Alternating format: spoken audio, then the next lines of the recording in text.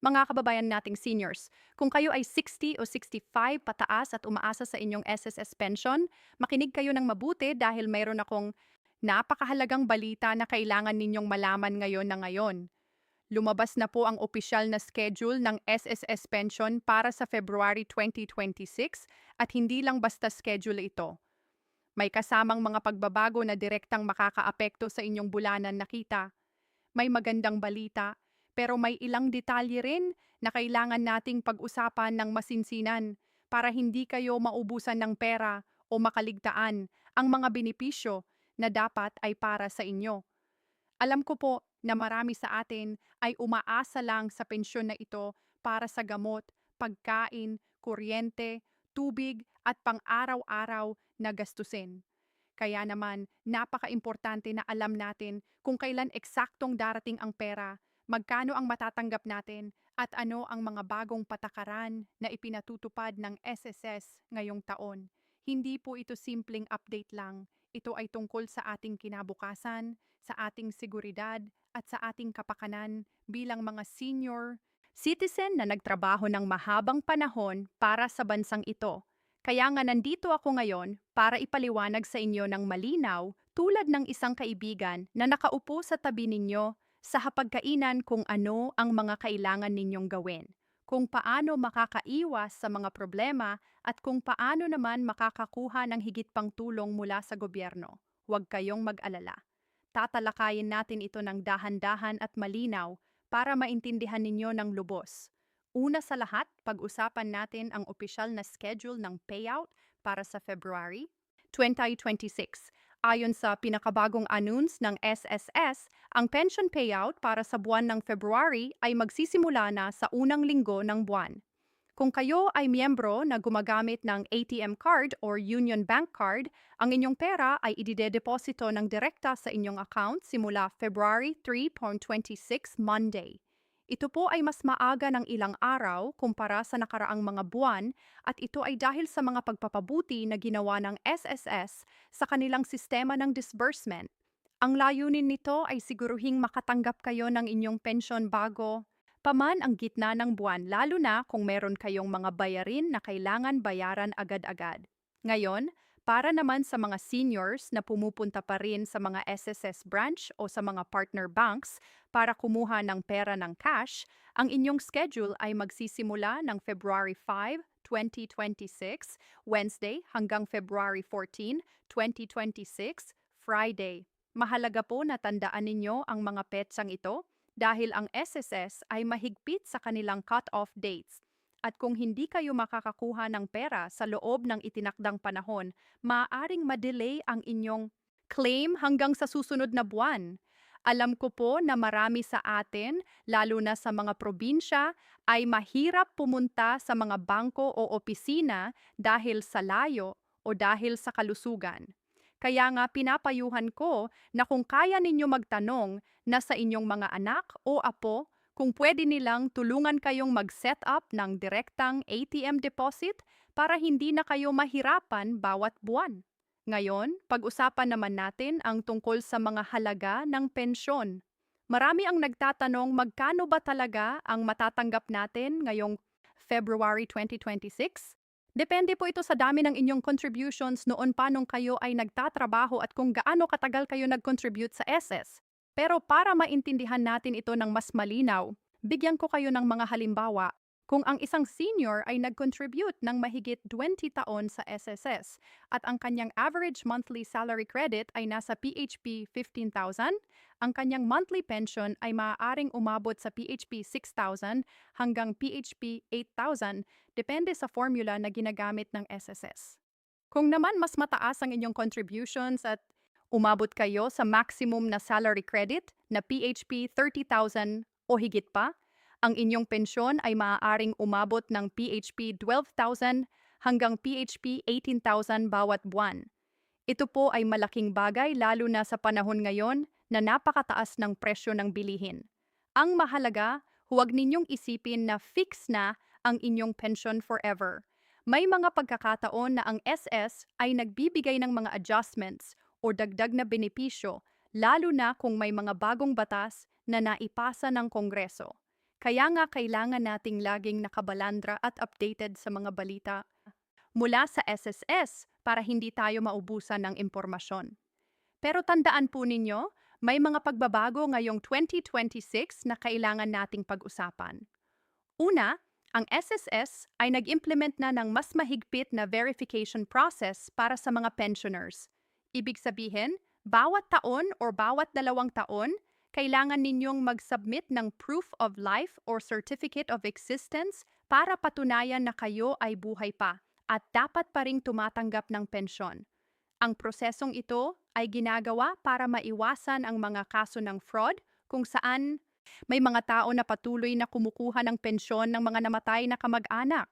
Alam ko po na medyo nakakaabala ito pero ito ay para sa ating kapakanan din. Ang mabuting balita, ang SSS ay nag-set up na ng mas madaling paraan para sa verification na ito. Pwede na kayong mag-submit ng inyong requirements online through the MySS portal o kaya naman ay pwede kayong pumunta sa pinakamalapit na SSS branch at doon kayo mag-submit ng inyong mga dokumento. Ang kailangan ninyo lang ay valid ID, barangay clearance at isang recent na picture. Huwag kayong mag-atubili na gawin ito dahil kung hindi kayo makakasunod sa deadline, ang inyong pensyon ay maaaring ma-hold, ma-suspend temporarily hanggang makumpleto ninyo ang verification. Mayroon ding isang napaka-importanting bagay na kailangan nating pag-usapan at ito ay ang tungkol sa mga tax implications ng inyong SSS pension. Marami po sa atin ay hindi alam na ang SSS pension ay exempted sa income tax ayon sa batas. Ibig sabihin, ang buong halaga ng inyong pensyon ay mapupunta sa inyo ng walang kaltas na tax. Pero, bangas pagkanos na ang ibang seniors ay tumatanggap ng mga sulat mula sa BIR or Bureau of Internal Revenue na nagsasabing kailangan nilang mag-file ng tax return. Huwag kayong maguluhan dito. Ang SSS pension mismo ay tax-free. Pero kung mayroon kayong ibang sources of income tulad ng rental properties, business or part-time work, ang mga ito ay maaaring subject sa tax at kailangan ninyong i-declare. Ang mabuting gawin kung mayroon kayong mga ganitong karagdagang kita ay makipag-consult sa isang accountant o sa BIR mismo para malaman ninyo kung ano ang inyong obligations. Huwag ninyong pabayaan ito dahil ang mga penalties ng BIR ay napakabigat at maaaring mas malaki pa sa kita na inyong natatanggap. Ngayon, pag-usapan naman natin ang mga possible na sealbacks o pagbawas ng inyong pensyon. Ito po ay isang sensitibong topic na kailangan nating maintindihan. Ang SSS ay may karapatan na bawiin ang inyong pensyon kung nalaman nilang may mali sa inyong mga contributions noon pa o kung may mga overpayment na nangyari sa nakaraang mga taon. Halimbawa, kung ang SSS ay nakapagtala na binayaran kayo ng sobra ng PHP 50,000 sa loob ng nakaraang 3 taon dahil sa computational error, ang SSS ay maaaring bawasan ang inyong susunod na pensyon ng kaunti bawat buwan hanggang mabayaran ang sobrang natanggap ninyo. Alam ko po na nakakatakot ito, lalo na kung umaasa lang tayo sa eksaktong halaga ng pensyon bawat buwan para sa ating mga gastusin. Kaya naman ang aking payo kung makatanggap kayo ng sulat o notice mula sa SSS na nagsasabing may adjustment sa inyong pensyon, huwag ninyong balewalain. Ito, pumunta kayo agad sa SS branch at magtanong kung ano ang dahilan ng adjustment at kung may paraan para makontest o ma-appeal ito. Maraming beses na ang mga seniors ay nakakuha ng consideration mula sa SSS dahil sa kanilang sitwasyon. Lalo na kung makikita ng SSS na hindi ninyo kasalanan ng error at malaki ang magiging epekto sa inyo kung babawasan ang pensyon. Mayroon din pong mga hidden benefits na maaaring hindi ninyo alam na entitled kayo. Una sa lahat, ang 13th month pension. Bawat taon ang SSS ay nagbibigay ng karagdagang buwan ng pensyon sa lahat ng pensioners at ito ay binibigay usually sa buwan ng Disyembre or Enero. Kung kayo ay tumatanggap ng PHP 8,000 bawat buwan, ibig sabihin ay makakatanggap din kayo ng karagdagang PHP 8,000 as 13th month pension. Ito po ay malaking tulong lalo na sa panahon ng Pasko kung saan tumataas ang ating mga gastusin. Pangalawa, ang funeral benefit. Kung sakaling may mangyari sa isang pensioner, ang kanyang mga beneficiaries ay maaaring mag-claim ng funeral benefit na may halaga na hanggang PHP 40,000 depende sa contributions ng namatay. Ito ay napakalaking tulong para sa mga naiwan, lalo na kung walang nakahando para sa libing. Pangatlo, ang sickness benefit at disability benefit. Kung kayo ay may sakit o nagkaroon ng disability habang tumatanggap ng pensyon, maaari kayong mag-apply ng karagdagang benefits mula sa SSS. Ang proseso ay medyo mahaba at kailangan ng mga medical certificates at iba pang dokumento. Pero sulit po ito dahil maaaring makatanggap kayo ng PHP 20,000 hanggang PHP 60,000 depende sa inyong sitwasyon. Pag-usapan din natin ang mga praktikalang tips kung paano natin ma-maximize ang ating pensyon at makakaiwas sa mga problema. Una, laging i-update ninyo ang inyong contact information sa SSS. Kung nagpalit kayo ng address o ng numero ng cellphone, pumunta kayo sa SSS or mag-update online para sigurado na makakatanggap kayo ng mga importante announcement at notices. Pangalawa, kung kaya ninyo mag-open ng savings account sa bangko na partner ng SSS. Ang Union Bank ay isa sa mga pinaka-recommended dahil direkta ang transaction at walang dagdag na bayad. Pangatlo, huwag kayong magpapautang ng inyong ATM card or PIN sa kahit sino kahit na kamag-anak ninyo pa yan. Maraming kasos na ang mga seniors ay ninanakawan ng sarili nilang pamilya dahil alam nila ang PIN at hawak nila ang card. Pang-apat, kung may mga tanong kayo tungkol sa inyong pensyon, huwag kayong matakot na tumawag sa SSS hotline o pumunta sa branch. Ang SSS hotline number ay 892064146. Meron din silang online chat support sa MySS portal. Panglima, kung kayo ay mahirap na maglakad o may sakit at hindi na kaya pumunta sa SSS, magtanong kayo kung may authorized representative program na pwede ninyong gamitin. May mga kaso na ang SS ay pumapayag na ang inyong anak o legal guardian ay kumuha ng inyong pensyon sa ngalan ninyo. Pero kailangan ng notarized authorization letter at iba pang legal documents. Ngayon, pag-usapan natin kung ano ang mga dapat ninyong asahan sa susunod na mga buwan. Ang SS ay nag-announce na ngayong 2026. Mayroon silang plano na taasan ang pensyon ng lahat ng pensioners ng mga 5% hanggang 10% depende sa budget allocation mula sa national government. Ito po ay magandang balita lalo na sa panahon na tumataas ang inflation at bumababa ang purchasing power ng piso. Pero huwag kayong masyadong umasa agad dahil ang increase na ito ay kailangan pang-apan ng Kongreso at ng Presidente. Ang aking payo, huwag ninyong gawing basehan ang future increases sa inyong monthly budgeting. Mag-budget kayo base sa kasalukuyang natanggap ninyo. At kung may dagdag man na dumating, isipin ninyo na lang itong bonus o emergency fund na pwede ninyong itabi. Maraming seniors ang nabigo noon dahil inasahan nila ang mga pangako na hindi naman natupad. Kaya mas mabuti na realistic tayo sa ating expectations.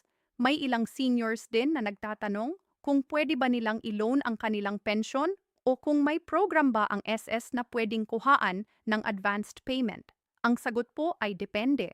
Dati, may salary, loan program ang SSS para sa mga active members. Pero para sa mga pensioners, mas limitado ang options. Pero mayo namang ibang government programs tulad ng DSWD or Department of Social Welfare and Development na nag-aalok ng assistance programs para sa seniors. Mayroon din ang PhilHealth na nag-aalok ng mga health benefits na pwedeng gamitin para sa gamot, hospital bills, at iba pang medical expenses. Ang mahalaga, huwag kayong mahiyang magtanong at mag-inquire dahil maraming programs na available, pero hindi lang natin alam. Pumunta kayo sa inyong barangay hall at magtanong sa barangay captain kung ano ang mga programs na available para sa seniors sa inyong lugar. Minsan may mga local government units na nag-aalok ng karagdagang cash assistance, libreng gamot o senior citizen discount cards na pwedeng gamitin sa mga butika, grocery at public transportation. Isa pa pong importanteng bagay na kailangan ninyong malaman ay ang tungkol sa SS Office Tips. Alam ko po na nakakapagod at nakaka-stress ang pumunta sa SS branch lalo na kung una, matanda na tayo at mahaba ang pila. Kaya naman narito ang ilang tips para mas madali at mas mabilis ang inyong experience. Una, pumunta kayo sa SSS branch ng maaga mga 7:30 a.m. Oz AM bago pa dumating ang maraming tao. Pangalawa, dalhin ninyo palagi ang inyong valid ID, SSS ID or ID card at anumang documents na kailangan para sa inyong transaction. Pangatlo, kung may senior citizen ID kayo, ipakita ninyo ito para maka-priority lane. Ang batas ay nag-mandate na ang mga seniors ay dapat bigyan ng priority sa lahat ng government offices at establishments. Pang-apat, kung kaya ninyo magdala ng kasama na kaibigan o kamag-anak na pwedeng tumulong sa inyo sa pag-fill up ng mga forms o pakikinig sa mga sinasabi ng SSS personnel. Panglima, maging matiyaga at huwag magalit sa mga employees dahil maraming tao ring pumupunta sa SSS at sila ay ginagawa lang ang kanilang trabaho. Kung may problema o hindi kayo nasiyahan sa service, magtanong kayo kung paano mag-file ng complaint or feedback para mapabuti nila ang kanilang serbisyo. Gusto ko ring pag-usapan ang tungkol sa mga scams at fraudulent activities na nagaganap ngayon. Maraming mga taong walang konsensya na nang-aasar o nanloloko ng mga seniors lalo na sa social media at text messages. May mga messages na nagsasabing kailangan ninyong magbayad ng certain amount para ma-release ang inyong pensyon o may mga taong nag-aalok ng mas mataas na pensyon kapalit ng inyong personal information. Huwag po kayong maniwala sa mga ito. Ang SSS ay hindi hihing pera mula sa inyo para ma-release ang inyong pensyon. Lahat ng kung may babayaran man, ito ay sa loob lang ng SSS branch at may official receipt. Huwag din kayong magbigay ng inyong SS number, birthday, o iba pang personal information sa mga taong hindi ninyo kilala o sa mga website na hindi verified.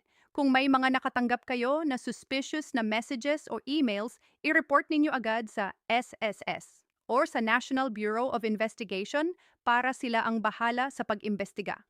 Sa pagtatapos ng ating pag-uusap ngayong araw, nais kong ipaalala sa inyong lahat na ang o inyong SSS pensyon ay resulta ng inyong mahabang taon ng paggawa at paglilingkod sa bansa.